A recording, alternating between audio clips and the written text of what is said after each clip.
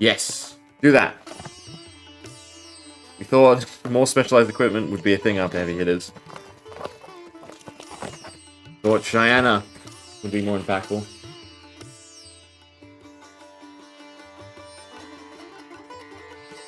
I could get behind, you know. Here's an advantage for running all 4 pieces. Here's an advantage for running 2 pieces. That would kind of be cool. There's definitely ways they could take it for more RPG. And heck, they could do this. They could do the same thing with WoW sets, where, you know, after a certain set, the bonus gets nullified and can no longer be activated.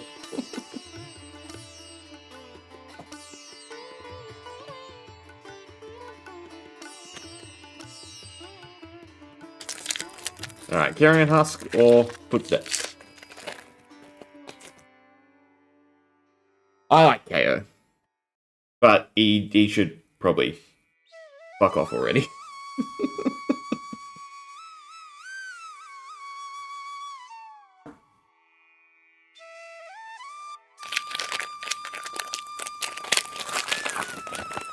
He shouldn't have access to 5s, is the simple way to put it. I mean, the whole idea was to build the class around the 6s and the discards. Then, oh, never mind. Well, I thought you liked Rhinar more. You don't, except, just, can we cut off the other hand and keep the claws around, right? We just send him to LL completely armless.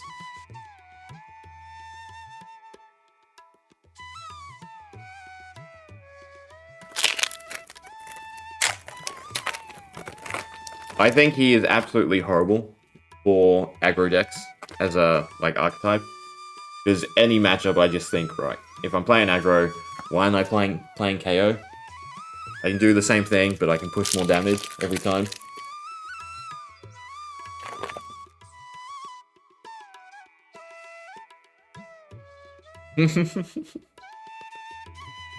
But he'll be able to run 4s and above, right?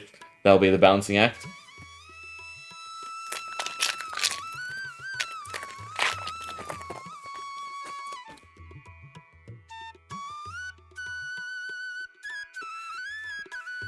With the point change, at least the entire season, I'd assume.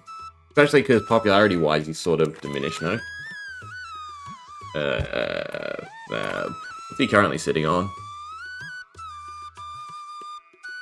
Also, no pan flutes. Yeah,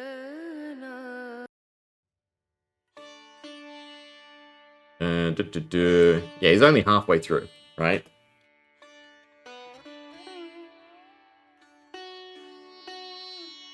So even Faye and Dash, I feel, are going to stick around for quite a while.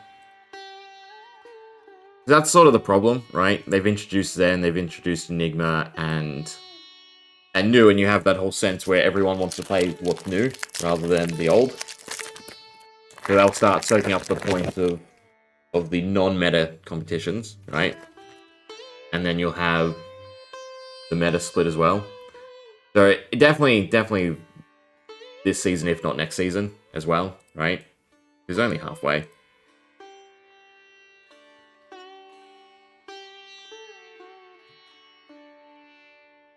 I mean, he wasn't taken at anything. When was the last calling? Oh, there we go, National Spotlight.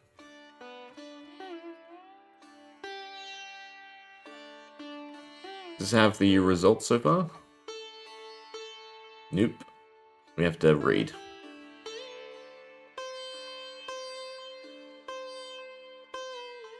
Or is this coming up? I assume this is coming up, right? To be honest, I don't really pay that much attention to the competitive scene.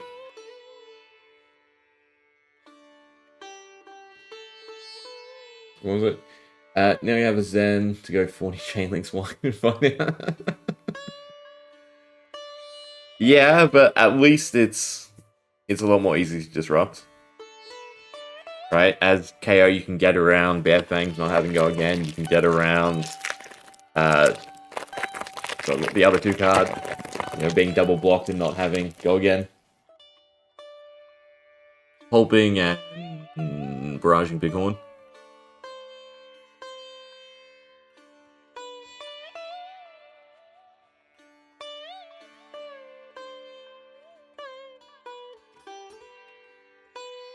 That was sealed.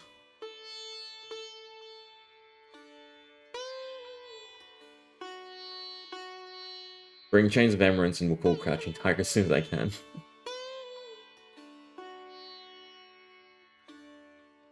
Definitely. Okay, so Dash was victorious. Singapore, followed by Zen, Dorinthia, Victor. Okay, KO is still being run, right? But he didn't place.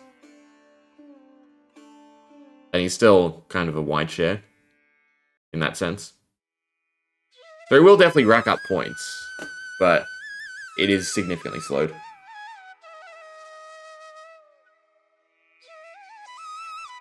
Yeah, I find it a little hard to keep track of the wider world.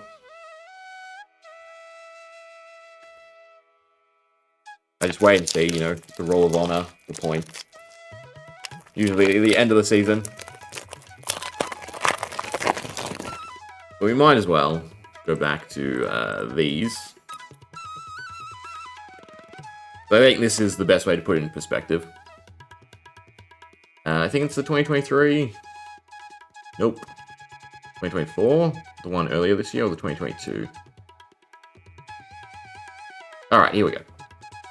So, this is the theoretical hero lifespan that they were originally aiming for back in 2022. Since then, we got the extra heroes, right? The 15 coming this year. And then we also have the reversion of points, in a sense, right? So it's hard to say whether or not this still rings true, but I would say we're closer back to this sentiment than what they were going for with the adjustment earlier in the year. So a high-performing deck, right? They want to last 8 months, right? A high-performing deck. So in that sense, expect KO to last till the end of the year, if not the start of next year. But with the changes, I feel like that's actually kind of a little longer, because you also have a big issue of their development cycle. Right? So if it's 8 years to occupy the meta, 8 months to occupy the meta, how many months to be redesigned and, you know, be produced? And usually the current cycle is about 2 years for any specific class or hero. So in that sense, 8 months, right, to LL, then 2 years to be replaced. That's a 3-year cycle for a hero. And I feel like they'd want the sorry, not 3, I went the wrong way. Right? It's what they probably want is even a well-performing hero to last probably the year, probably again a whole season, right? All the way to Worlds and not, and then rotate out and then be away from the meta from probably 1 year to 2 years and then come back. So yeah, I do expect KO to last a lot longer now. I haven't gone to an armory in over a year. My only way of gauging what the meta is up to is Teleshare. Teleshare, you kind of still have a lot of people just having fun though. Not taking me up on a game when I'm pulling out for one. Yeah, LL is the de facto band.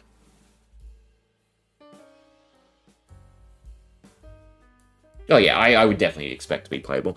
The other perspective from that is, yeah, LSS pushed him as the armory deck, right? So it's in their best interest to keep him around for a little bit longer. A rule of thumb, I would still, in all honesty, stick to this, right? And expect to at least get a year of play out of any given hero that gets made. I mean, that seems reasonable, and it's in line with a lot of other games as well, right? Just not right in your face.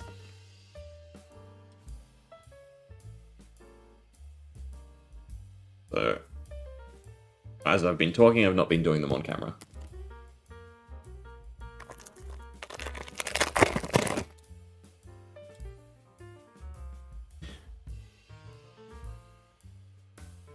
Living Legend at the shop. Berserk Rhino Sash. You can definitely FDK with Berserk Rhino. It's absolutely disgusting if you get the right draw, right? There's nothing they can do. They knew it would burn right, and then Peter out when Zen came in. See, I still think he's better than Zen.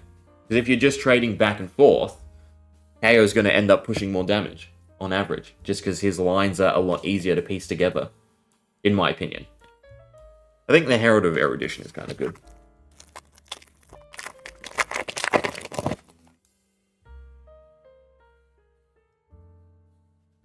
But yeah, you also have, again, the popularity vote, right? Where he was the flavor of heavy hitters. Now Zen would probably be the flavor of Mistmail. And whatever set we get in September, we'll have whichever, class favorite. I mean, it is realistically smart for them to always make sure every set has aggro, has control, has whatever new is, right? So they can continuously divert the community. I will say, in terms of the Living Legend changes, I do not like the fact that they're giving more points to lesser events, is the way we'll phrase it, right? If the higher the competition, the more the deck is actually tuned and meta relevant, right? So in that sense, that should really dictate. Why is there a foil there? Sorry, it threw me off. Okay, so the foil's in the middle. Interesting. I might have missed some ends then. But yeah, they've made Living Legends, 50-50 between actual competitive events and just popularity, which I think is problematic, because you shouldn't have the popular heroes LL. You should have the meta heroes LL, and the popular heroes should again stay popular. It shouldn't be doubled up.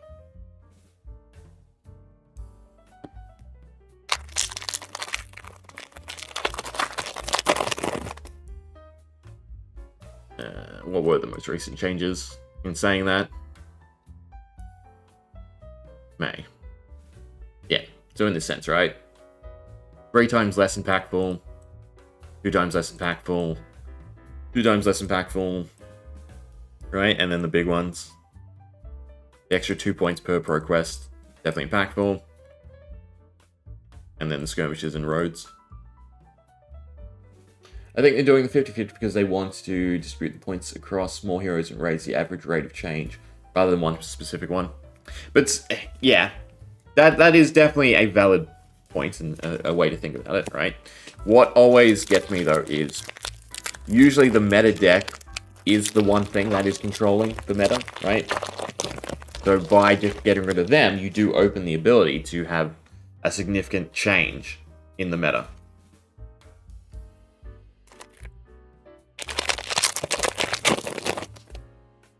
But it does seem they want to pick up the pace, which again is something crazy to sort of think about, right? For how long, normal TCGs last and everything, to how much they want the meta to shift.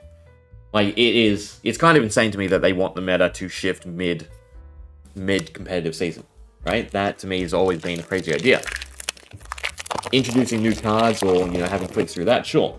But actually, banning a meta deck in the midst of a competitive season is mind-boggling compared to other TCGs, to me.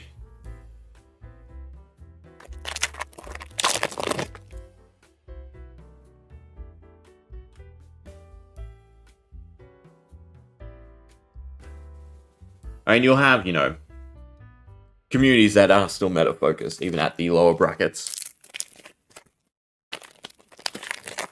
It's a tough call, no matter how you look at it.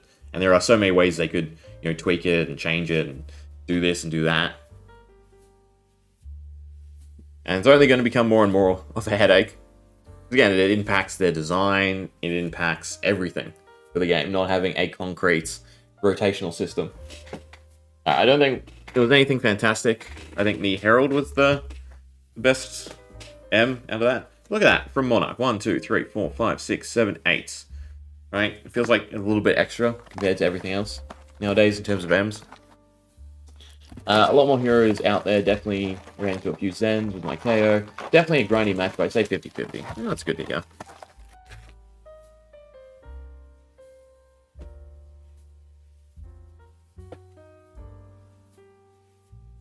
The variety in Fab is just fantastic, right?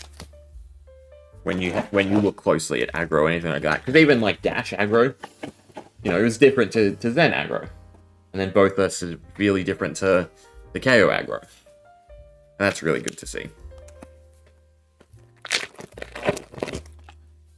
All right, where's the L? Give me the L. I need to look at the foil and the back card.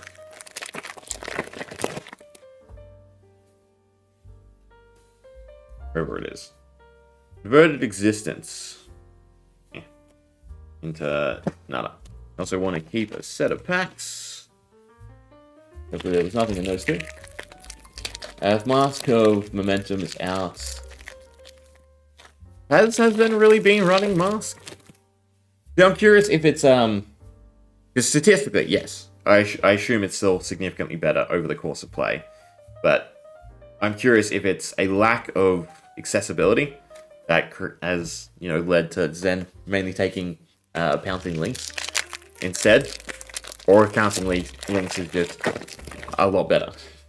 Because I like Pouncing Links for the simple fact that it's an equipment piece that shores up a bad draw, right? And that's the way I always look at equipment, not as a bonus to what you're currently doing, but as a way to get you out of a bind if you draw badly, right? So Mask of Pouncing Links, being able to fetch specifically what you need in the moment, to me is always better than Mask of Momentum, regardless of however extra draw Mask of Momentum might add up to over the course of a game.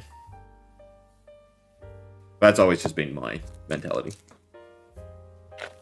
Same with like Deep Blue compared to Farindelta and Tunic.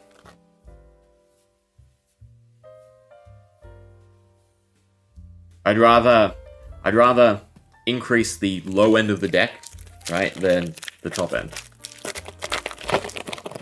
In a game as strategic as Fab.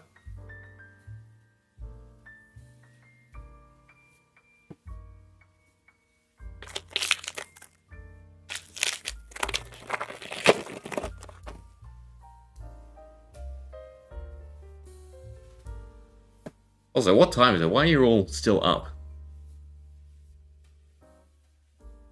Yeah. Oh, I guess it's not that late. 11 p.m.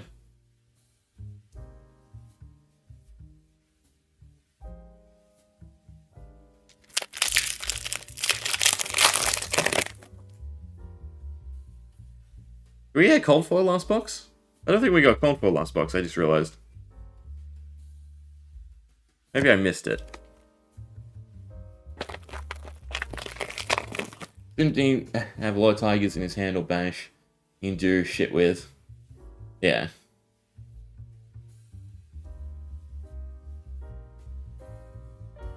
Especially in the tiger sense too, right? Being able to find whatever it is, chase the tail.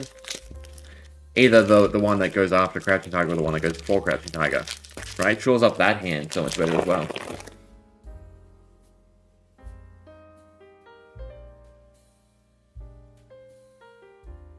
Nada.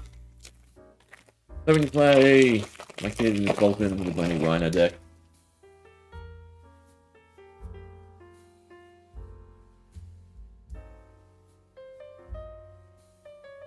Bolton will be interesting, come the Armory deck.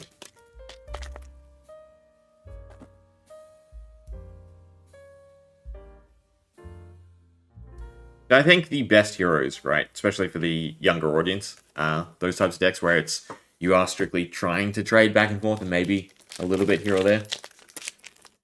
Oh, but he's on Xbox, right. If only there was Teleshare on Xbox. That's a whole nother spiel, right? We are on the side of LSS needing to support it. I mean, it helps them so much to penetrate newer audiences. Oh, sorry, I'm in a weird mood today compared to my usual mentality.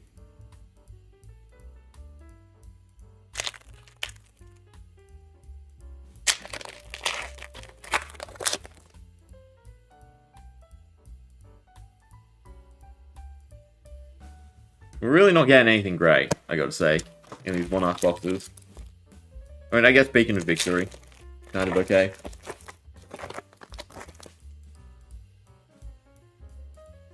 Nada. Into more nada. Probably look at Monarch. Maybe I've missed something that's actually juicy.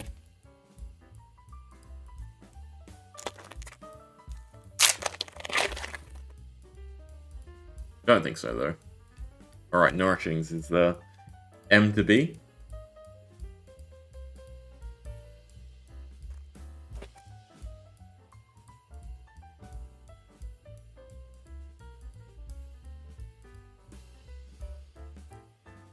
Some food.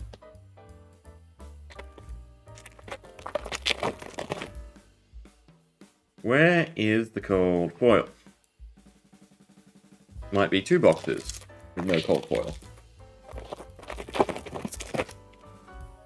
It's just a really bad Monarch set of boxes. Holding Blade. We're getting a ton of M's too, which is worrisome. I do remember back then, more M's means less cold foil. Yeah, still nothing.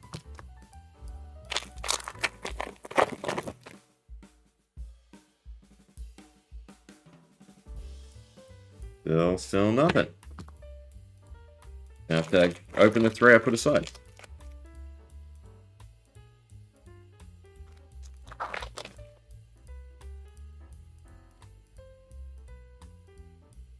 Oh, not a cold foil.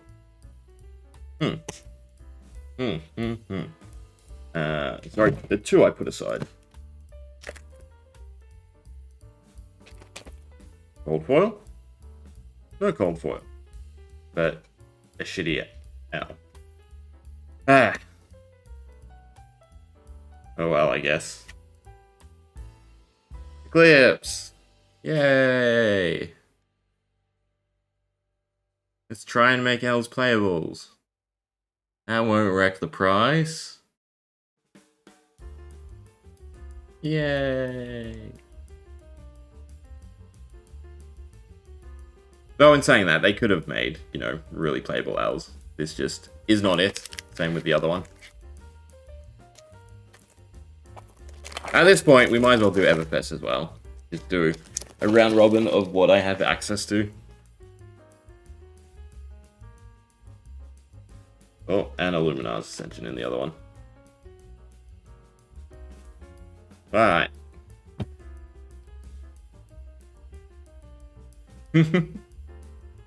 You find that pretty? I mean, in that foil, right, where the eclipse is really eclipsing.